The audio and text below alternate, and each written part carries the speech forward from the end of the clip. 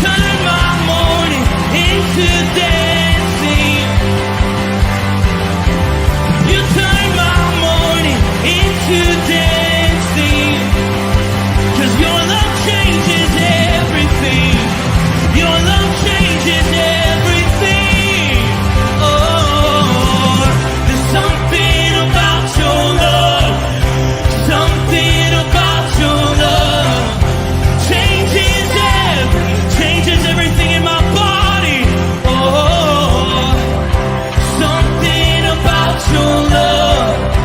Something about your love changes everything. It changes everything. Something about your love. Something about your love changes everything. It changes everything. Something about your love. Something about your love changes everything. Changes everything.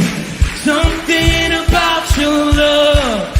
Something about your love changes everything. Something about your love. Something about your love changes everything. Changes everything. Something about your love. Something about your love changes everything. Changes everything. Something about your love. Something about your love changes everything. You turn my mourning into dancing. You turn my mourning into dancing. You turn my mourning into dancing. You turn my mourning into dancing. You turn my mourning into dancing. Something about your love. Something about your love changes everything. Good morning, Rooted Men. Pastor Tom, Firmly Rooted Ministries. Happy Monday morning. It's raining, but the wind chill factor is not like single digits. So I guess in the wintertime, we got to get it one way or the other. I guess we got some rain today, and so that's all right. We had a big week last week. We had the At the Manger event for the women. It was amazing. We had the parade that we were involved in, and Bible study and worship was good, I think. So I'm glad that you all got a chance to participate in that. And if not, catch up with us as we're looking at those Advent prophecies, numbers 7 and 8, as we're going through Saturday and Sunday. And then today, we're going to look at number 9. Let's say hi to a few people, and then we'll get to the devotion. There it is. Chuck B. Shalom, gentlemen. Ken Gooch, good morning, fellow brothers in arms. Chris Connolly, good morning. Shane, good morning, brethren. And Shane, I think you have my number. Send me a text. I want to talk to you about something. If you, yeah, I want to talk to you about something. So let me know when I can give you a call. And I'm out there on X. Bert Reggiani is out there on Facebook. Good morning, gentlemen. All right, great to have you on board. We are looking at day 16, Messianic prophecies in the Old Testament. No, we're not. Stop. I'm already thinking about the next devotion. Sorry. We are looking at Abraham, Genesis 16. Abraham, Genesis 16. I'll get it straight. It's Monday. Not enough coffee. All right. Genesis 16, you got to feed into this. Again, God's been faithful. Abram is growing in his relationship with God. God has told him at the beginning, and God has told him just another chapter ago, that he's going to bear a son. he will bear a son. And that son is going to be the one that's going to be a blessing. It's going to become a nation and ultimately going to be a blessing to the whole world through Jesus. And his walk with God started about 75 years old, and now he's about 85 years old. So 10 years. 10 years walking with God and no son. So here we go. Sarai and Hagar. Now Sarai, Abram's wife, had borne him no children. Not just not a boy, she hasn't borne him any children.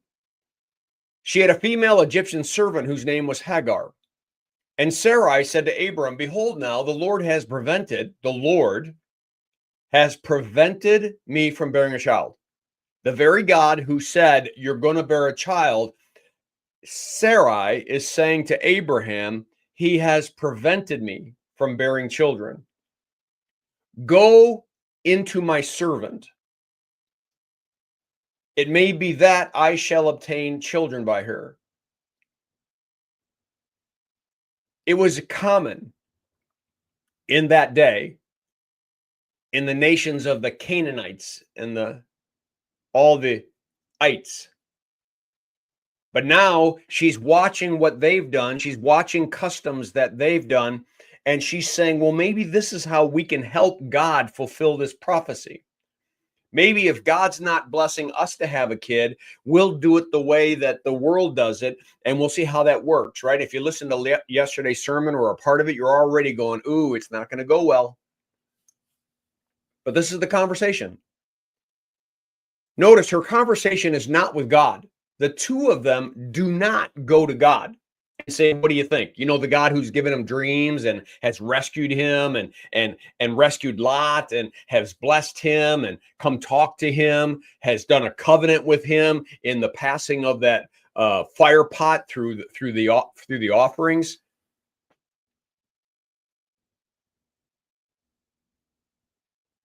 Abraham listened to the voice of Sarai.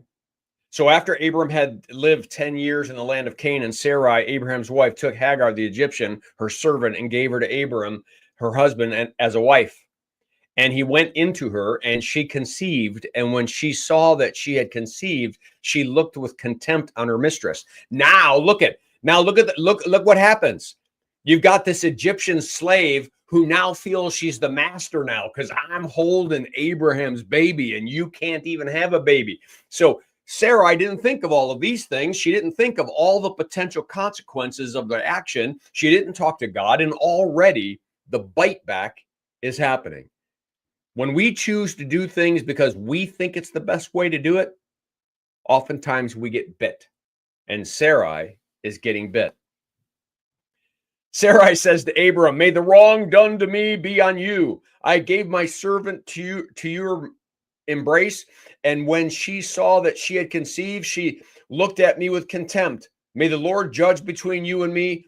But Abraham said to Sarah, behold, your servant is in your power. Do to her as you please.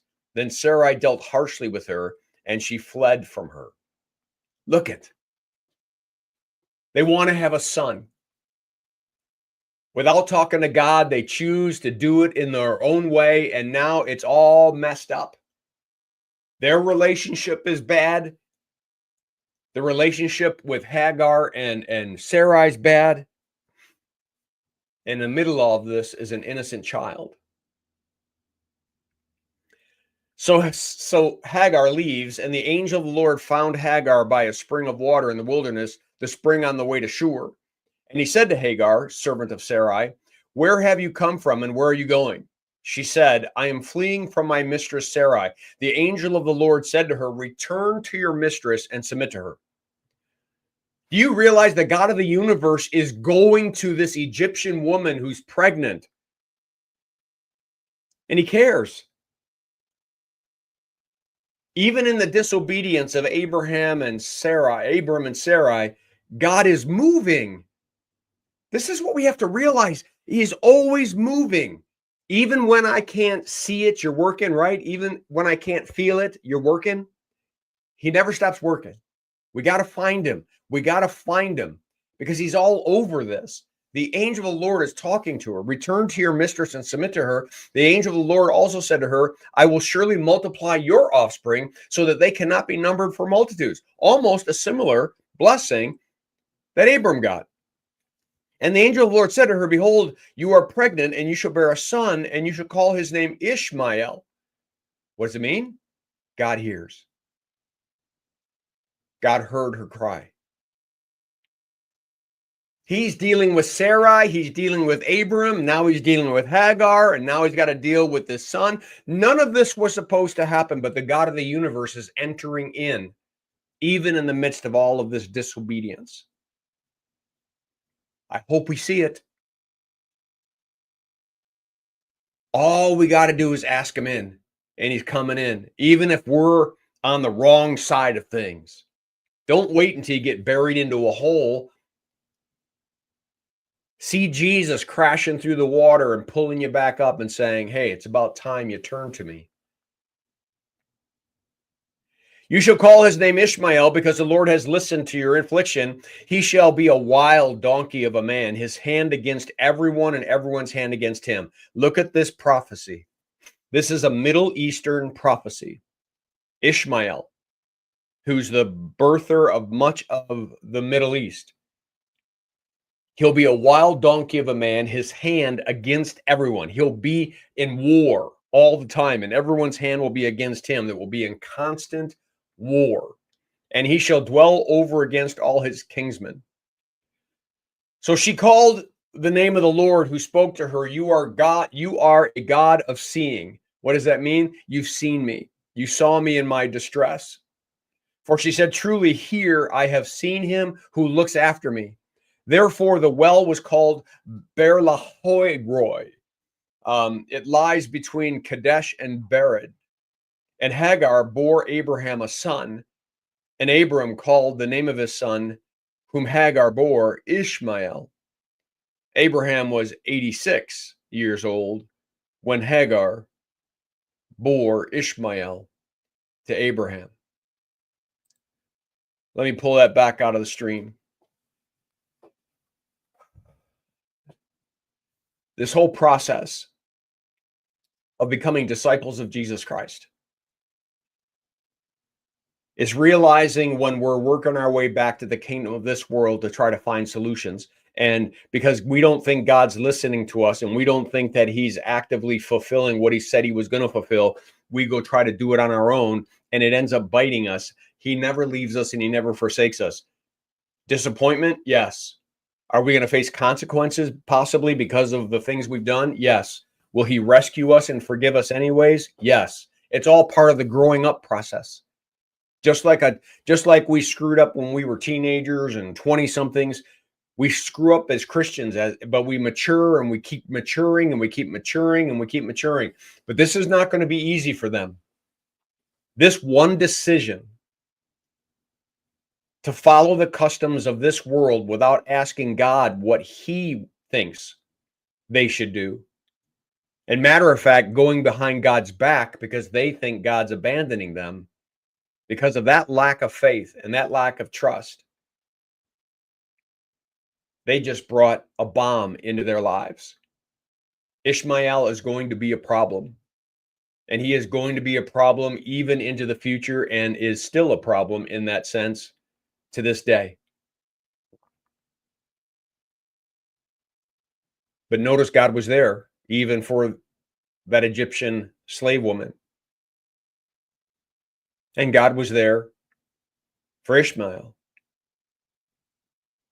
It just appears that Ishmael never got to believe and to understand the one true God, Abram's God. Nor has those descendants. Although, one of the areas in the world that is growing the fastest when it comes to conversions to the Christian faith is in the Middle East. They're having dreams about Jesus. Are you kidding me? Jesus is coming to talk to them. In a land where Bibles are illegal, in a land where spreading the gospel is illegal, he's invading their dreams. and they're seeing Jesus, and the gospel is being shared with them directly. Whoo! He's a God who's for us and not against us. All right, I'll leave it at that. I got to get out of here so the women can get into their devotion. Gentlemen, I hope that this devotion was a blessing to you. Have a great day. Make it a firmly rooted day, and may someone see Jesus in us today. Peace.